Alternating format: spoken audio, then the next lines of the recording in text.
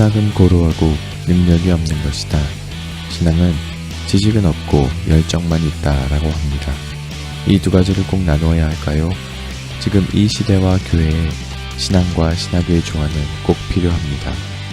신신의 그 조화의 13번째 시간 기독교 부흥사 이야기 지금 시작하겠습니다.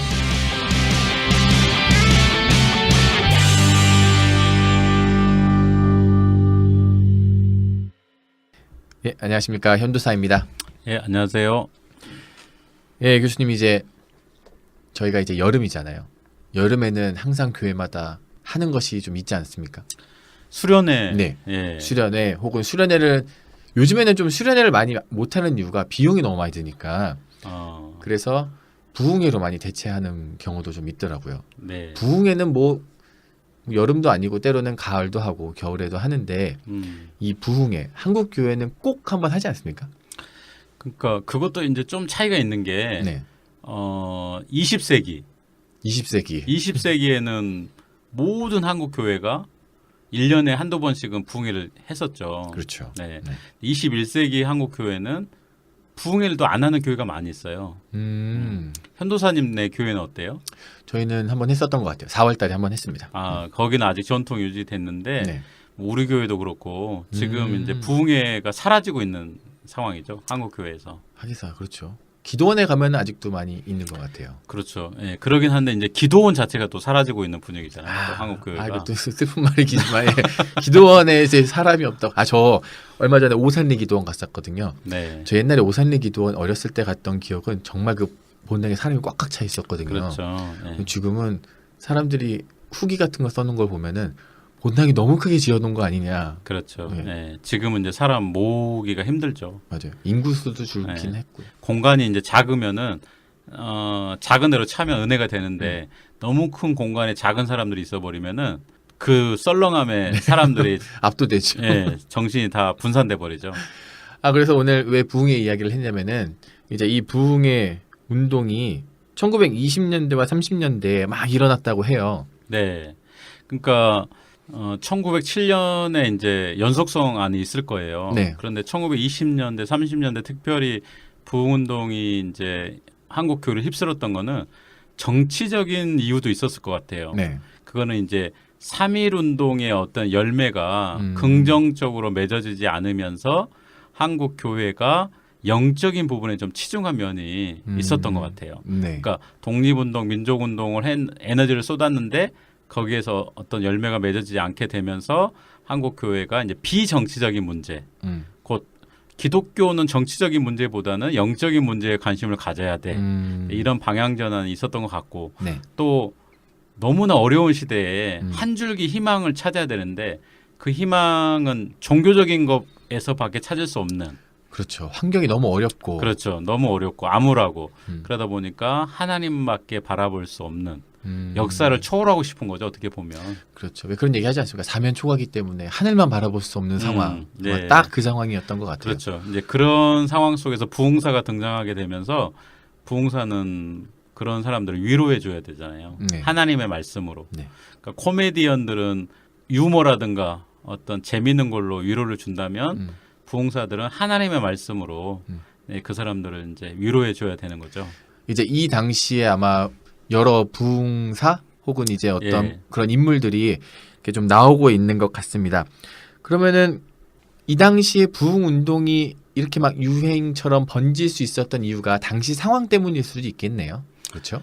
예, 그렇죠. 예, 그런 이제 정치 사회적인 상황도 생각할 수 있고요. 이제 한국 교회 목회자들이 네. 선교사들의 그늘에서 점점 벗어나면서 독자적인 영역을 가진 것도 있었을 것 같아요. 그럼 저희가 예전에 얘기했었던 네비우스 그 정책이 점점 정착화가 돼가고 있다라고 볼 수 있나요? 어떤 그러니까 자립과 이제 제가 여기서 말씀드리고 싶은 거는 뭐냐면은 선교사들이 이제 초기에는 다 주도를 했었잖아요. 네. 근데 선교사들이 한국 사람들을 지도했고 네. 그 사람들의 신앙의 연륜이 쌓이면서 독자적인 이제 그런 영역을 한국 사람들도 할 수 있게 된 거죠. 네네네. 1920, 30년대 되면은 이제 한국 사람 스스로가 한국 교회를 이제 이끌어 간다고까지는 말을 못하지만 네. 이제 복음을 전하는 데 있어서는 주도적인 역할을 할 수 있는 그런 위치가 되다 보니까 길선주라든가 네. 그다음에 김익두, 네. 이용도 목사 같은 그런 요즘으로 보면은 그분은 이제 전설이 됐죠. 전설적인 부흥사가 이제 한 시대를 풍미하게 되는 상황이 된 겁니다. 예, 그래서 오늘은 저희가 이 세 분에 대한 이야기를 좀 한번 나눠보려고 해요. 이 당시에 어떤 부흥운동이 있었고 그리고 그 부흥운동을 이끌었던 이런 부흥사 이렇게 지칭하면 되나요? 부흥사? 그렇죠. 네. 예, 부흥사라고 할 수가 있죠. 예, 이 세 분 길선주, 김익두, 이용도 목사님들 이분들을 한번 좀 차근차근 알아보겠습니다. 우선은 길선주 목사님 원래는 장로님이셨다가 이제 이때는 목사님이 되셨나 봐요. 그렇죠. 그 1907년에 평양신학교를 졸업해요, 이분이. 평양신학교라 하면은 근데 지금으로 얘기하면 장로의 신학교라든가 네. 총신대학교 네. 그 두 대학이 원래는 하나였었잖아요. 아, 네. 장로교가 원래 하나였었잖아요. 네네. 그러다가 이제 예장통합과 합동이 분열되면서 네. 근데 신학교도 이제 분리되게 되는데 그래서 이제 평양신학교는 오늘날 총신대라든가 장신대 모 대학이죠, 모 대학. 그렇죠. 네. 그렇게 볼 수 있겠네요. 네. 그래서 최초 목사로 7명이 이제 있었는데 네. 거기서 길선주 목사도 이제 목사 안수를 받게 되면서 목사가 됩니다. 그리고는 이제 한국 교회를 견인하는 가장 유명한 부흥사가 돼요. 근데 지난주에 우리가 3.1운동 얘기했었잖아요. 예, 맞아요. 길선주 목사님이 33인 민족대표로 들어갔다고 그랬죠. 예, 들었습니다. 그래서 감옥 생활을 했겠죠. 네. 예. 그 감옥 생활 하면서 요한계시록을 많이 읽으세요. 아, 요한계시록을. 예. 좀 이해되죠. 왜냐면은 내세 혹은 저 세상에 대한 관심이 더 많으셨었 그런 그렇죠. 건가요? 특히 감옥에 그렇죠. 있으니까 네. 얼마나 그 삶의 어떤 위기를 느꼈겠어요. 네. 그리고 이 시대를 또 이 시대에 예수님의 재림이 아니면은 이 세상을 바꾸기 어렵다는 그런 절망감. 그렇죠. 저희야 지금 이제 45년에 이제 해방이 될 걸 예상하지만 당시 분들은 상상이 안 됐을 거예요. 상상도 못하고 이 일제 말에 가면은 뭐 일본의 지배가 500년도 갈 거다 이렇게 생각했던 사람도 있었다고 하니까 이제 그런 상황 속에서 이제 감옥에서 네. 길선주 목사님이 전설에 의하면 네. 전설에 의하면 요한계시록을 10,000번 읽었다는 계속 요한계시록을 읽으셨다는 거를 약간 강조하시는 것 같아요. 10,000번 읽었으면은 요한도 읽지 못한 숫자 그렇죠. 아닐까요? 네, 맞아요. 그러니까 요한보다 더 요한계시록을 잘 알았던 사람이 아마 길선주 목사님이 아니었을까. 네. 근데 길선주 목사님은 진짜 그 당시를 종말의 때라고 생각했어요. 정말 이제 곧 예수님 오신다. 네, 그렇게 생각한 거죠. 거기다가 날짜를 정해버리면 시한부 종말론이 됩니다. 아, 약간 옛날에 있었던 다미선교회 같은 그렇죠, 휴거의 그렇죠. 날이 네. 이제 온다. 그러니까 전호사님도 종말에 올 것 같아도 날짜를 절대 정하지 마세요. 예, 그러면 이제 크게 잘못되는 그렇죠. 거고. 날짜를 정하는 순간 시한부 종말론자가 되는 거죠. MBC 나올 수 있습니다. 그때 당시 아마 중계도 했었던 것 같아요. 또 지상파에서 다 네. 뉴스에 나올 정도로 그래서 시한부 종말론자가 되면 안 되잖아요. 맞아요. 그렇죠? 근데 길선주 목사님은 그 당시 종말에 올 거라고 정말 생각했었고 그 당시 벌어지고 있는 일들이 네. 성경에서 예언하는 것이 이루어지고 있다고 생각할 정도였어요. 그러니까 예. 지금 역사적으로 이루어지는 일들이 네. 성경에 이미 예언한 것이 지금 이루어지고 있다. 네네네. 이게 무슨 그렇게 말인지 생각한 알겠어요. 거죠. 현도사님도 어때? 요한계시록 읽으면서 그 정도의 긴박성을 갖나요? 아니요, 전 사실 그렇게까지 긴박성은 안 갖고 제가 예전에 요한계시록을 발표한 적이 있었어요. 네. 학교 다닐 때.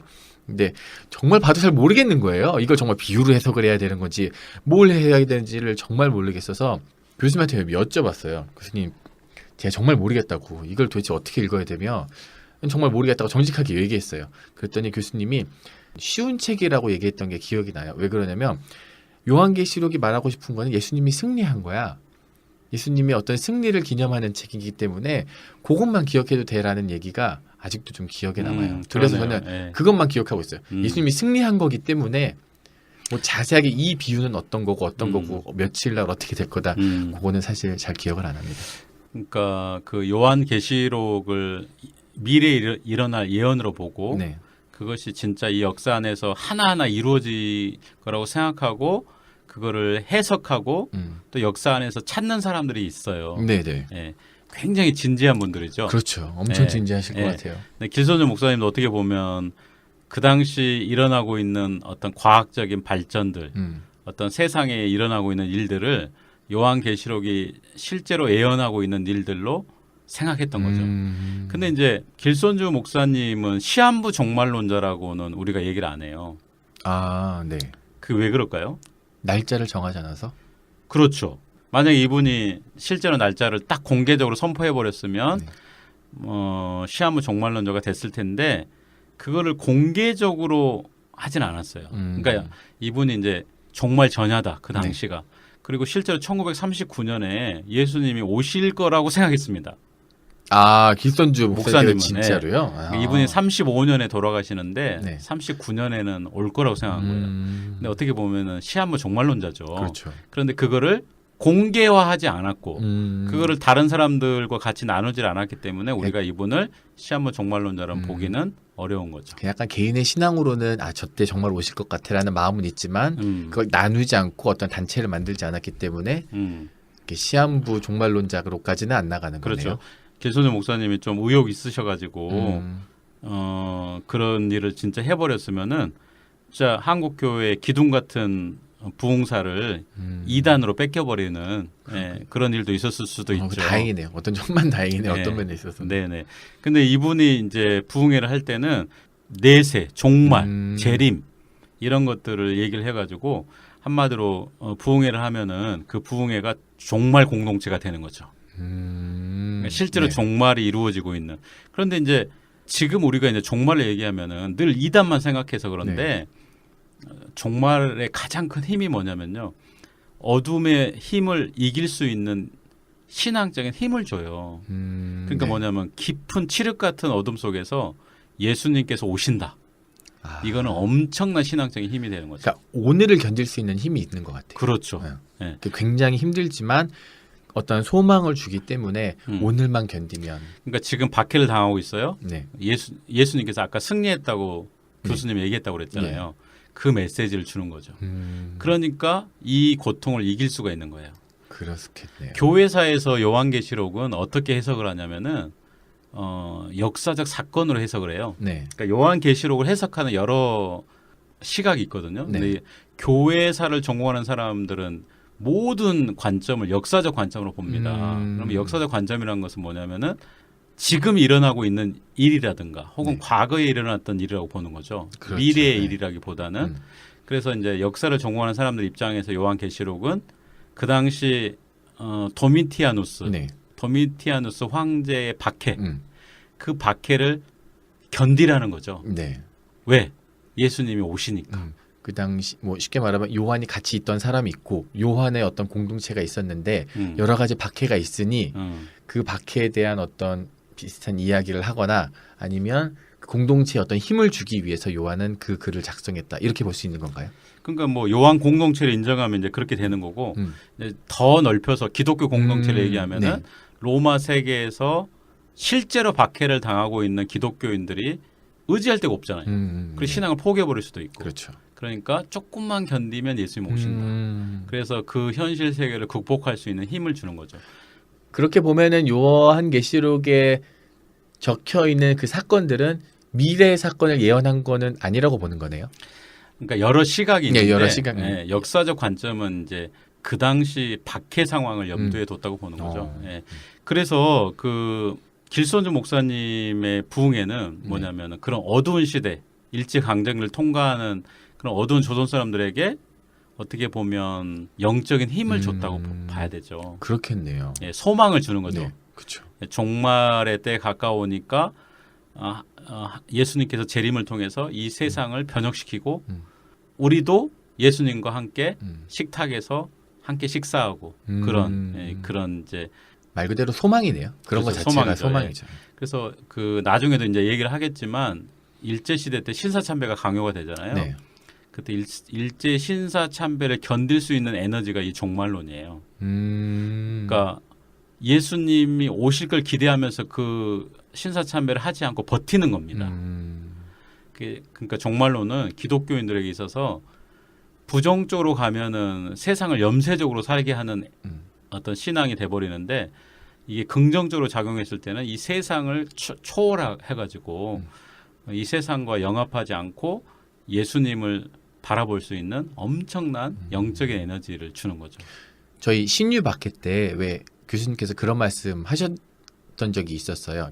그들에게 있어서 저 나라 어떤 천국은 실제였었다는 얘기를 그렇죠. 하셨었는데 그분들에게도 아마 그거를 좀 넣어주고 싶지 않았을까. 이 길선주 목사님께서는 오늘의 이 땅이 끝이 아니니 이 땅에서 너무 연연하지 말고 저 나라를 좀 바라보면서 그래서 이제 그 길선주 목사님의 부흥회를 비판하는 사람들의 입장이 이제 방금 얘기했던 것처럼 기독교인들이 이 현실 세계를 바라보지 않고 또 그렇죠. 사회를 초월해 버리는 그래서 내세와 천국과 재림 이런 것만 바라보게 했다. 이렇게 그런 비판이 있는 거죠. 너무 그쪽에만 또 치중했다. 치중했다 이렇게 네. 보는 거죠.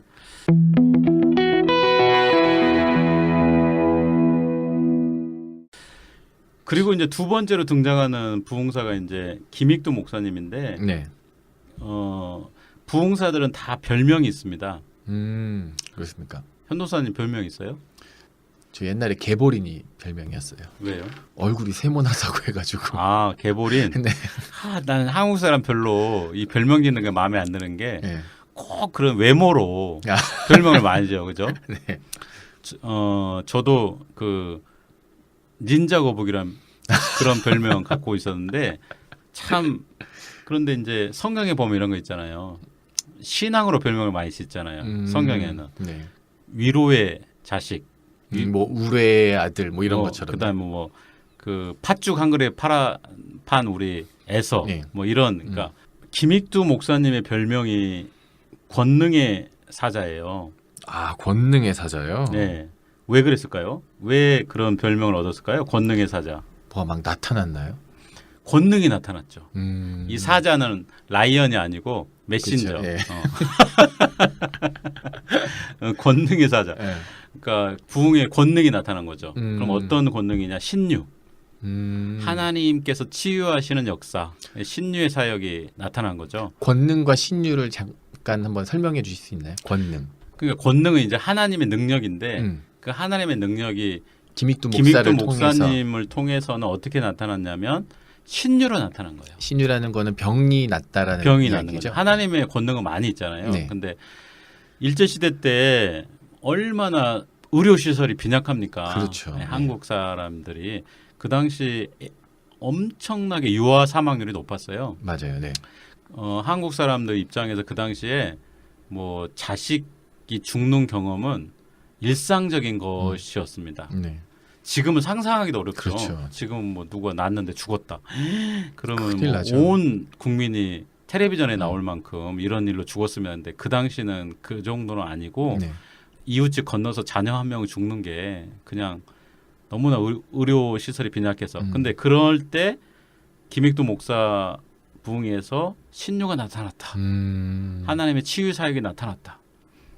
진짜 마치 예수님이 나타난 것처럼 사람들이 좀 몰려들고 그랬겠네요.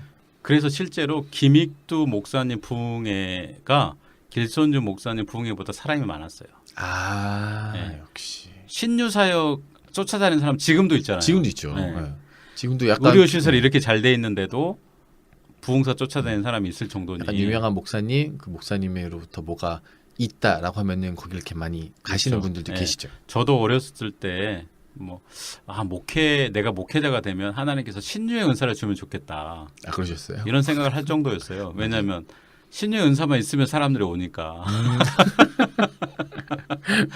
예, 그래서 길선주 목사보다 더 많은 사람들을 이렇게 부흥회에 모았던 사람이 이제 김익두 목사님이었는데 네. 김익두 목사님 부흥회가 정말 신유가 일어나냐 이런 것들을 한번 실험해보고 싶었던 사람이 있었어요. 그래가지고 아 검증해 보고 싶었구나. 검증해보고 진짜인지. 싶었죠. 예, 그래서 조선 예수교회 이적 명증, 조선 예수교회 이적 기적, 네. 예, 명증 명확하게 일어나는 것을 증명한다.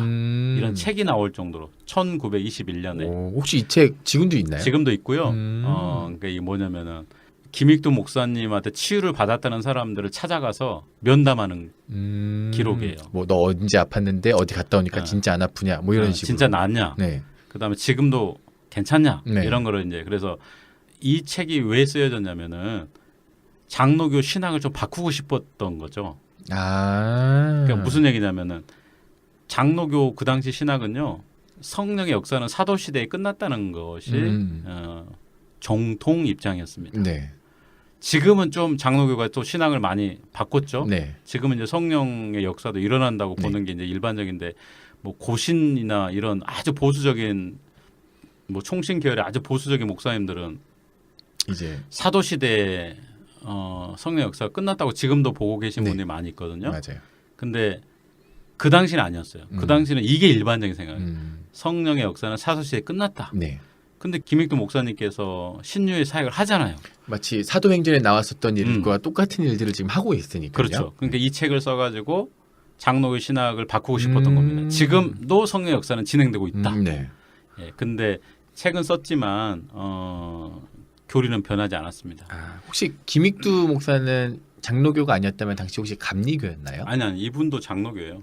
이분도 장로교인데, 장로교였어요. 예. 그런데 뭐 한 사람이 그런 기적을 일으킨다고 이게 일반화 시키기는 어렵잖아요. 그렇죠. 예, 그러니까 그런데 어쨌든 김익두 목사님의 신유의 역사가 지금은 신유 역사를 안 믿는 사람이 없잖아요. 네. 그리고 성령의 역사가 사도행전에서 끝났다고 생각하는 사람은 아주 보수적인 기독교인 외에는 네. 그렇게 생각하는 사람이 없기 때문에 결국은 조선예수교 이적 명증이 성공한 거죠. 저희가 오랜 시간을 보고는. 이거 한번 찾아보고 싶네요. 네, 한번 꼭 찾아보시고요. 네. 이제 마지막으로 얘기하고 싶은 사람이 이제 이용도 목사님인데 네. 이용도 목사님도 별명이 있었어요. 뭐냐면 예수의 현현. 이거 현현 나타났다. 나타났다. 예수님이 나타났다. 엄청난 최고의 찬사인데 네. 이 사람이 만약 교회 하나 새로 꾸리고 자기가 예수님의 사자라고 하는 순간 뭐 이재롱 목사 같은 사람이 됐을 그렇죠. 거예요. 신천지 이만희. 네, 뭐 아니면 JMS라든지. 근데 이용도 목사님은 겸손한 분이었어요. 자기 스스로 내가 예수의 현현이다 뭐 이런 적은 없습니다. 사람들이 주변 분들이 네. 그게 문제예요. 사람들이 예수님 같아요 이러면은 모를까. 자기 스스로 내가 뭐 예수님이네. 내가 예수님의 오른손을 잡고 있네. 뭐 이러면 정말 안 되는 거죠. 답이 없죠. 뭐. 네.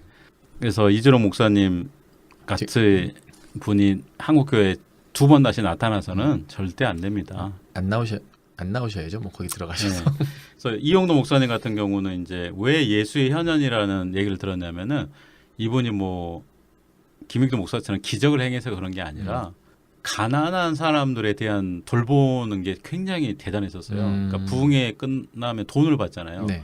그럼 이거를 집에 갖고 가면은 돈이 없는 겁니다. 이미 없어. 가면서 가난한 사람들한테 다 줘버려요. 거지라든가 뭐. 그러면서 이용도 목사의 사랑을 받았던 사람은 예수님이 지금 이 땅에 온다면 바로 이용도 목사님 같지 않았을까. 네, 그렇게 생각한 거죠. 그리고 이용도 목사님의 설교가 참 대단했던 게 모든 설교의 중심이 예수님이에요.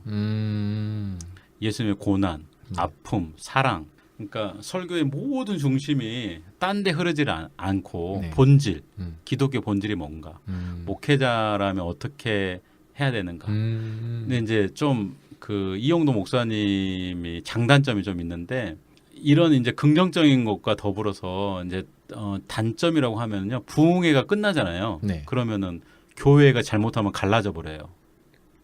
왜요? 왜 갈라지느냐? 이용도 목사가 진짜 목사구나. 이용도 추종자가 생겨버리는 거죠. 우리 담임 목사님은 이거 알고 봤더니 이거 조금 사이비구나. 이거 되게 뭐라 그럴까. 뭐라 말할 수 없겠다. 진짜가 나타났구나. 그래가지고 목사님들 입장에서는요 이용도 목사님 굉장히 힘듭니다. 부담스러워요. 오는 순간 이용도파, 목사파 이렇게 갈라질 가능성이 있고 그 다음에 이 목사님이 의도하신 건 아닌데 약간 그런 결과를 가지고 왔겠다요. 그러니까 이런 것도 있었어요. 이용도 목사님이 한국교를 보니까 너무 교회를 개혁하고 싶은 거죠. 네. 그러니까는 개혁하려면 누구를 비판해야 되느냐? 목회자를 비판할 수밖에 없었고. 네. 그러니까는 부흥회에서 좀 강력한 어떤 개혁의 에너지가 목사 비판으로 나왔어요. 실제로. 그러다 보니까 목회자 입장에서는 이용도 목사 너무 싫죠. 그렇죠. 왜냐하면 뭐 말만 하면 자기 욕하니까. 그렇죠. 그러니까 그게 옳은 얘기죠. 네. 아니 나한테도 물론 그래요. 교수는 이래야 됩니다. 교수는 뭐 1년이면 책 한 권 쓰고 논문은 2-3편 쓰셔야죠. 학생 상담은 한 60명에서 맞아요. 70명 하셔야죠. 뭐 이래 버리면은 그게 다 틀린 말은 아닙니다. 맞아. 아니지만 그렇게 못하는 사람 입장에서는 힘든 거죠. 맞습니다. 이용도 목사님이 좀 그런 강력한 열정이 있었어요. 그러니까 이분이 1933년에 돌아가시거든요. 네. 근데 몇 년생이냐? 1901년생이에요. 우리나라 나이로 33살. 예수님과 똑같은 나이를 사는데 굉장히 일찍 네, 그게 생을 마감하셨네요. 거의 과로사예요, 과로사. 뭐냐면 이분이 원래 지병이 있습니다. 폐병. 네. 네, 그 당시 폐병이면은 뭐 그쵸, 암이에요. 거의, 네. 오늘날의 암인데 걸려서 나으면 목회자 될 정도로 인생을 바꾸는 병이었어요. 폐병이. 근데 이용도 목사님도 사실 폐병 걸려서 부흥사의 길로 들어선 건 맞아요. 네. 근데 이분이 이제 자기 몸을 돌보지 않을 정도로 몸을 혹사해 버리죠. 그래서 결국 폐병이 악화돼서 돌아가시는데 어떻게 보면 과로사죠. 네. 33살의 젊은 나이에 돌아가시게 돼서 전설이 되는 거예요. 저번에 저희가 이런 얘기 했었지만 순직. 이건 순직이라고 할 수 있어요. 그때 내 아이의 죽음의 어떤 이유가 복음 네. 때문이어야지 네. 되는데 여기가 뭐 복습하면서 네. 순직이라고 해야 될지 과로사라고 해야 이제 될지. 넓은 의미에서는 순직인데 네. 이제 병사죠, 병사. 병사. 병사. 왜냐하면 폐병 때문에 돌아가시기 때문에 병사인데 이제 예수님 때문에 이제 죽은 거기 때문에 넓은 의미는 순직인데 그러니까 넓은 의미로 학문을 정의하지는 않아요. 학문적 정의는 늘 좁은 의미로 합니다. 네. 그래서 학문이 성립할 수 있는 거고 이용로 목사님은 정리하겠습니다. 병사. 병사. 근데 그렇게 일찍 돌아가시게 됐고 그리고 저 이런 분이 계신 거는 사실 처음 알았어요. 예, 이용도 목사님은 근데 좀 논란이 있는 게 뭐냐면은 장로교에서 이단으로 판정했어요. 그래요? 네. 근데 이제 여러 이유가 있었어요. 첫 번째는 제가 방금 얘기했던 거. 교회 개혁에 대한 열정이 너무 커가지고 목회자를 비판했고 이 목회자 비판이 굉장히 그 교회의 그 장로교 주도층에 있는 목회자들의 마음을 불편하게 했어요. 그런데 이제 결정적인 순간을 이제 이용도가 제공하게 되는데 네. 이용도 목사가 이제 원산에 유명하라는 사람이 있었는데 네. 이 유명하라는 사람은 좀 문제가 있는 사람입니다. 그러니까 예수님을 직접 만났고 예수님이 내 몸 안에 들어온다 이렇게 주장했던 사람이에요. 네. 그래서 막 자기가 얘기를 하면은 예수님의 계시가 돼버리는 거죠. 그런데 이용도 목사님이 너무 열정이 많고 진지한 분이다 보니까 예수님께서 유명하를 통해서 나타날 수 있다고 봐버렸어요. 그 유명하를 인정을 해버리는 네. 거죠. 그리고 유명하 앞에서 무릎을 꿇어요. 근데 이용도 목사는 유명하 개인에게 무릎을 꿇은 게 아니고 네. 예수님이라고 생각한 거예요. 진짜로. 정말 예수님이라고 생각했으니 예, 그 순수한 열정이었죠. 근데 그게 이제 동기가 돼가지고 원산파하고 이용도가 얽히면서 장로교가 이용도 목사를 이단으로 정죄해버렸죠. 근데 이제 그것만 없었다면은 이용도 목사는 전 세계에 내놔도 아깝지 않을 한국 기독교계의 인물이에요. 그래서 지금은요, 이제 어떤 상황이냐면은 감리교에서는 이용도 목사를 이단에서 해제했습니다. 네네. 왜냐하면 뭐 자기들이 이단으로 정죄한 적도 없었기 때문에 다시 복권을 시켰고 장로교는 공식적으로 그걸 하지 않고 있어요. 복권을 다시 안 시켜주고 안 하고 있어요. 신학적인 어떤 논쟁의 여지가 있습니다. 근데 원산파하고의 어떤 교류만 없다면 이용도 목사는 한국 기독교가 내놓은 세계적인 어떤 인물이죠. 네, 그런 의미에서 저는 이렇게 보는 거예요.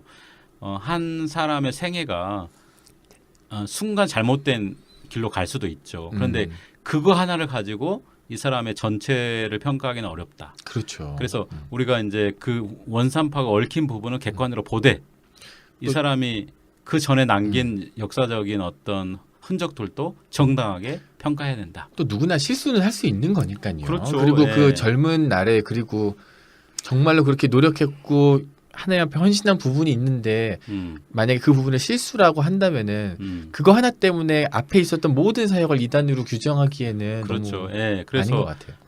이용도를 뭐 이만이라든가 그럼요. 이재롱 목사로 보면 절대 안 됩니다. 음. 젊은 날에 한두 번의 실수는 있을 수 있지만 이용도 목사님의 어떤 그런 몸을 불태우는 예수 사랑은 우리가 절대 잊지 않아야 네. 된다고 생각합니다. 맞습니다.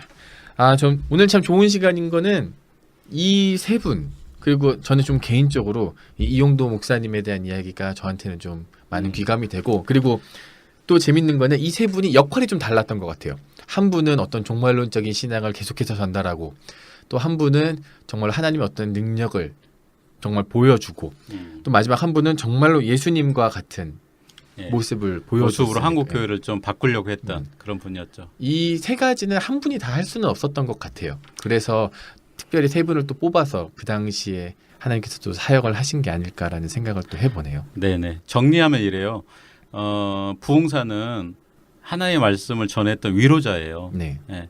그런데 그분들은 부흥회적 신앙만 있었던 게 아니라 네, 강력한 어떤 성경의 말씀에 근거한 사람들이었거든요. 근데 이제 요즘 근래 부흥사들을 보면은 부흥에 대한 열정은 있는데 말씀에 대한 어떤 열정은 부족한 그렇죠. 것 같아서 뭔가 주관적이고 경험에 관련된 이야기만 그렇죠. 많이 그런 하니까요. 것만 하려고 하는 거죠. 그래서 성경에 기반한 어떤 한국 교회의 뛰어난 부흥사가 다시 등장하기를 간절히 소망해 보면서 네, 오늘의 마치도록 하겠습니다. 시간을 또 맞춰보도록 하겠습니다. 감사합니다. 다음 시간에 또 뵙겠습니다. 네, 감사합니다. 감사합니다.